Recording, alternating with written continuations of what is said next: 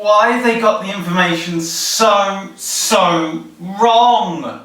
They just don't understand it. They just don't understand it. Please answer a question correctly.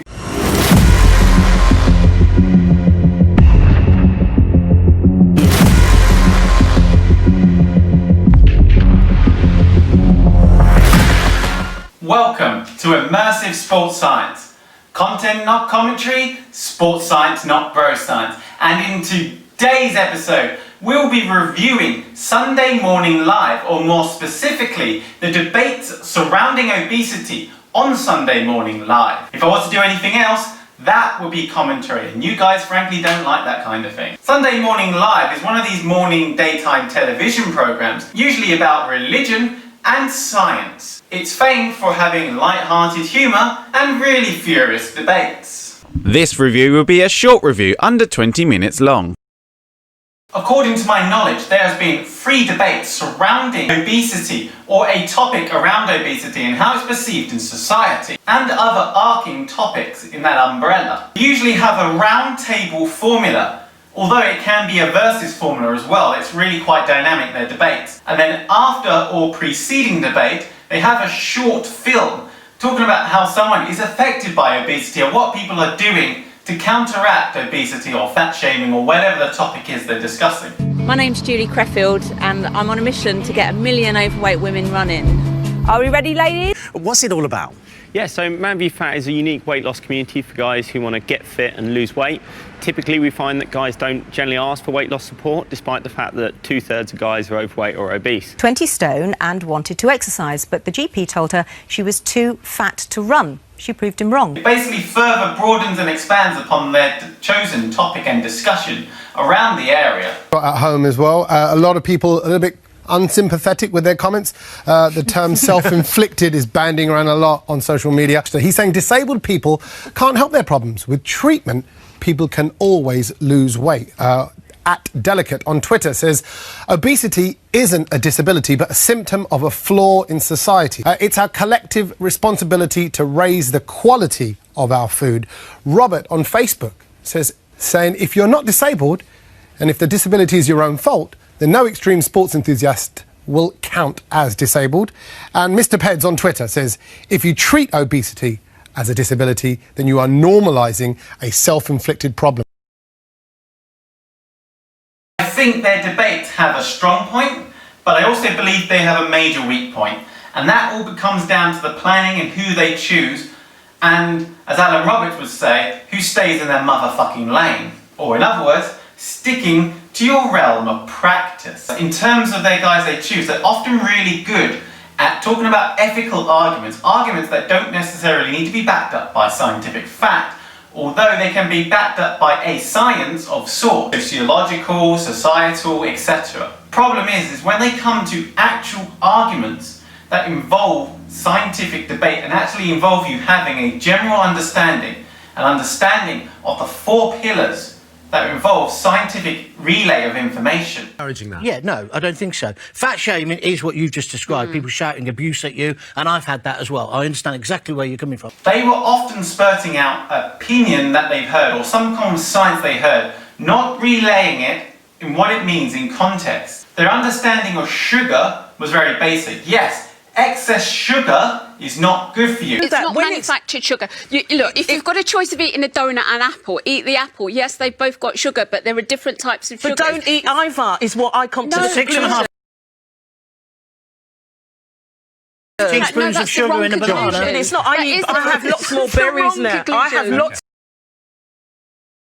more berries now. I have lots more berries. But sugar, I know we've been talking about sugar, but sugar is a cause of obesity and other illnesses. And it has no nutritional value. If you have the same amount of sugar as an elite athlete in your bloodstream, then that's generally going to put you at risk for diabetes, possibly, but everyone is individually different. Telling someone to have less sugar based upon their diet, less carbohydrate of sugar. What sugar makes up, sugar is simplified, whereas the carbohydrate is complex. And you get simple and complex carbohydrate, as well as Sugar is the most basic form. When you get refined sugar, which is man-made, as well as natural sugar. Natural sugar is generally better for you. Your body's able to produce it better and doesn't put so much strain upon its organs. You can clearly see that none of, except from one of them, the Muslim lady on there, did not have an understanding of this. You can't demonise one side or the other. Oh, fat's bad for me because now we've proven that fat is bad. Actually, sugar's bad for you. It depends on your diet. Depends on what you eat. It depends on a whole host of things. Generally, man-made food is not as good for you. Cutting carbohydrates out of someone's diet may be really good, but if they're already having low carbohydrates in the first place, then cutting carbs out, it's not good. It's not good for their larger macro cycles, if they're constantly tired, for instance. But you have to take everyone individually. Everyone's needs is going to be different. Some people may want to lose weight. They may want to do it like that. And cutting carbs for them, maybe because they're having too much carbs and therefore storing it as fat, is the best way for them. Cannot outrun a bad diet. We are all sugar addicts, right? Don't necessarily understand the term obese. If you change that to sugar, and if we told people that the culprit is not saturated fat, but the culprit is sugar, what is killing us is sugar, including sugar in fruit, especially tropical fruit. Why is this man so obsessed with sugar? There is a direct result of this removal of fat from our diets, is that we cram sugar in to make the horrible fat-free things we eat taste bearable.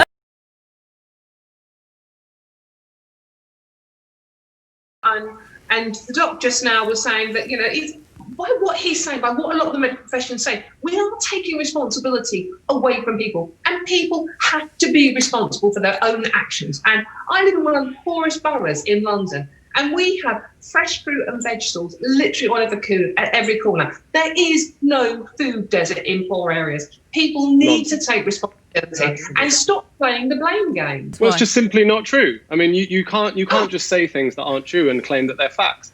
Food deserts are very real, and people in poor areas of society have very much struggled to access these foods. Steve Miller, who's a registered hypnotherapist. Now, when it comes to the hypnotist himself, Stephen Miller, he's often very good at arguing ethical points and being able to put an argument across that is logical and makes sense. However, when it comes to these highly scientific debates, he comes really unstuck. In my opinion, this is where I think old media is coming unstuck. Both the hypnotist and the journalists are old media. They were big in the 90s and the early noughties. However, since social media, certain people have managed to raise up through the forefronts based upon their scientific knowledge and debating it to a wider society, or through their own experiences of the world, aka Dr. Joshua Wolrich and Loretta Joanne. Now, that name may be familiar to you because he was the one who entered the debate with Alan Roberts, and unlike most of the fat acceptance community, he actually will debate someone. He doesn't stick his head in the frickin' sand and hides and goes, "Oh, I'm so subtle, I need a shell above me to protect me from all these evil words and facts." There are elements of the fat acceptance community who refuse to listen to a doctor and believe that any form of talk about fat is fat shaming, and thusly they are fat phobic. Like with all online followings, not everyone will look at what Wolrich is saying with any form of nuance. Oh, and by the way, Josh, you don't need to censor the word obesity when it's used in context. Because in the minds of many liberal people, this makes you seem like a charlatan, someone who undermines the medical profession for no apparent reason other than money, which then feeds into a narrative about the doctors being elites. This may cause some to question Dr. Joshua Wolrich's integrity. They may just perceive him, if he's going to support this, then surely this must mean he's not a good doctor, he's just an online guru.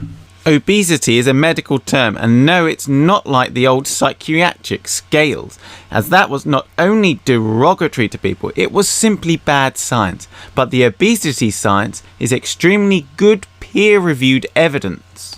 Evidence, evidence, evidence. Where is your evidence? Don't state what you see, that's anecdotal, state your evidence.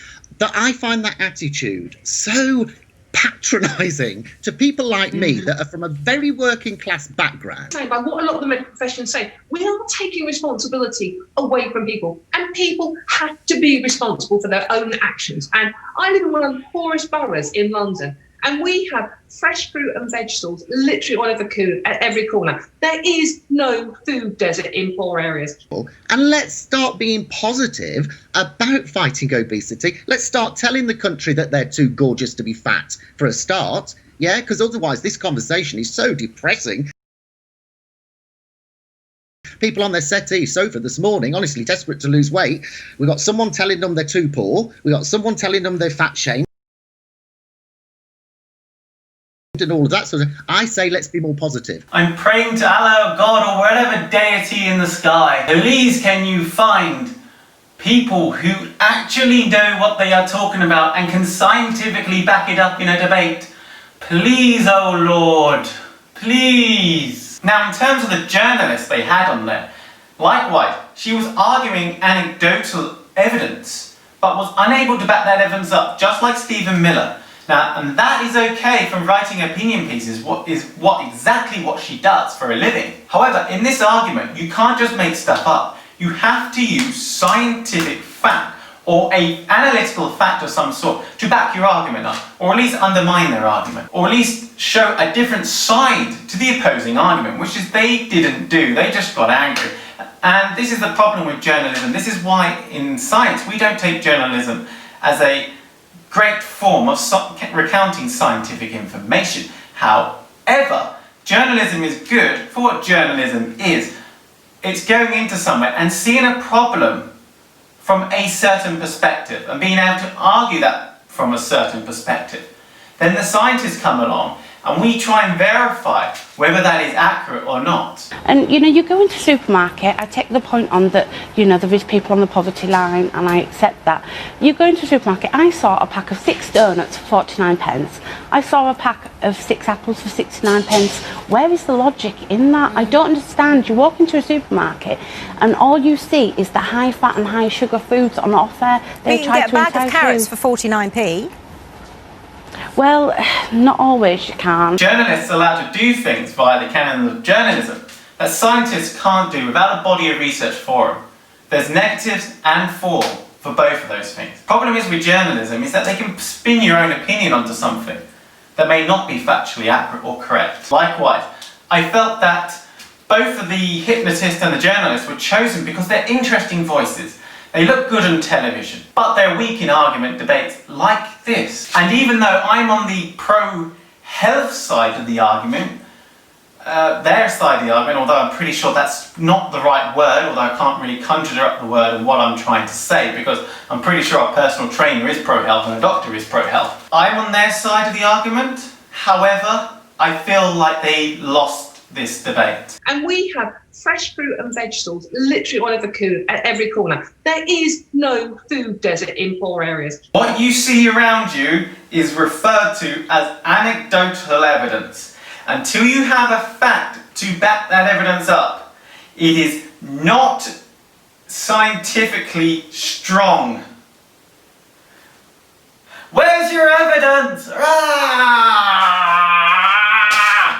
So basically, when it comes to scientific information, you can't use anecdotal evidence as a strong form of information because it's not strong. It's your opinion of what you see around you in the world.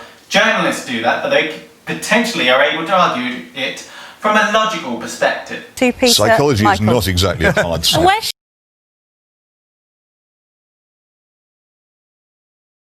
We need science to back it up. And likewise, you should have done that research. You would have known that Dr. Joshua Wolrich has expertise and published research regarding his understanding on food deserts and food depravity. You would have known that.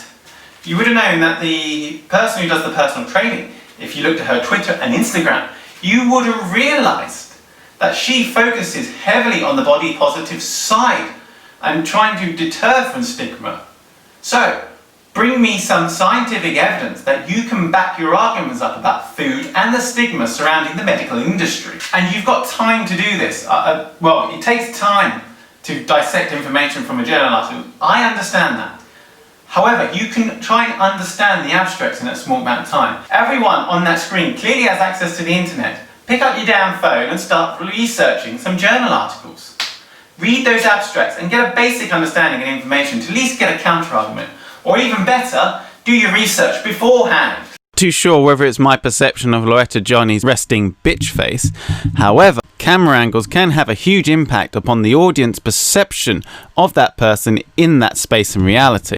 Many people in their debates were underused, especially people like Loretta Johnny, who has anecdotal and life experiences that would help and engage the argument a lot better if she was used more, especially about body positivity or her perceptions of body positivity in the fitness space. However, some of the other panels in the other programs were overshadowed by much more louder or more powerful personalities. But the issue here, this is the same stuff, because the issue here is to do with the fact that you are putting the problem on the people again and not the government. Fat shame the government. Fat shame Coca-Cola. Oh, and by the way, smirking, showing that you're arrogant, or by the fact of trying to get angry and trying to take away from the argument, trying to skirt around that argument, is a sign of weakness. It's a sign that you have lost that debate. You fat. The thing that will make you fat in that muffin is the huge amount of sugar in it. And I see people queuing up and say, I'll have a skinny cappuccino. And they then have cappuccino made out of skimmed milk. Something we used to think so disgusting, we only gave it to people in prison. I think it's actually largely a metabolic disorder that we generally blame the patient. And we have historically blamed the patient for the things we don't understand. I can still remember sort of that smell of rotting flesh as I pulled the curtain back. Now, looking back on that night, I'd love so desperately to believe that I treated that woman on that night with the same empathy and compassion I'd shown the 27-year-old newlywed who came to the ER 3 nights earlier with lower back pain that turned out to be advanced pancreatic cancer. But more importantly, you see, I passed no judgment on her, because obviously she had done nothing to bring this on herself.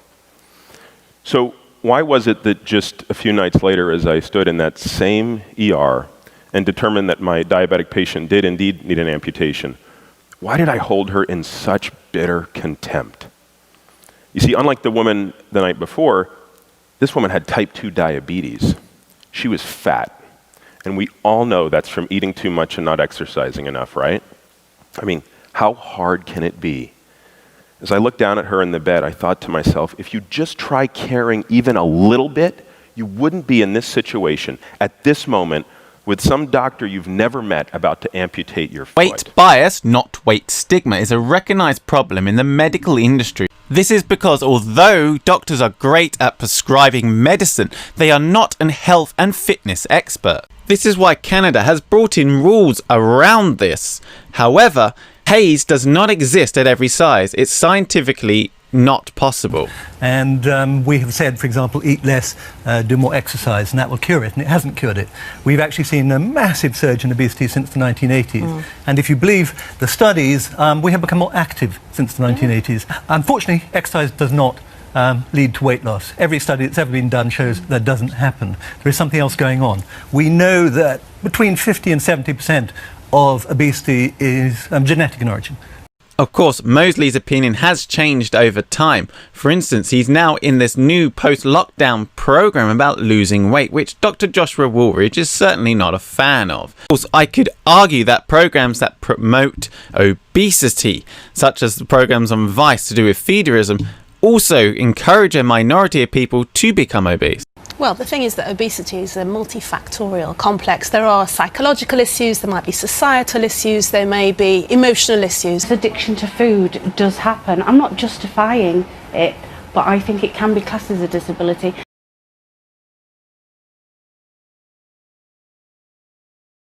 Sunday Morning Live is a topical debate show covering current religious, moral and ethical issues, with studio guests and the help of various vices and guises and other tools to help improve the story or help the viewer understand the story. The panel are often boisterous and the debates can often, especially regarding obesity, spill out into verbal assaults or lampoonings. In the current format in 2020, they lack anyone who is strong-willed enough to be able to put them in their place. The misinformation is spilled, possibly down to poor planning, poor host selection. I give Sunday Morning Live the obesity debates, a score of 84.78.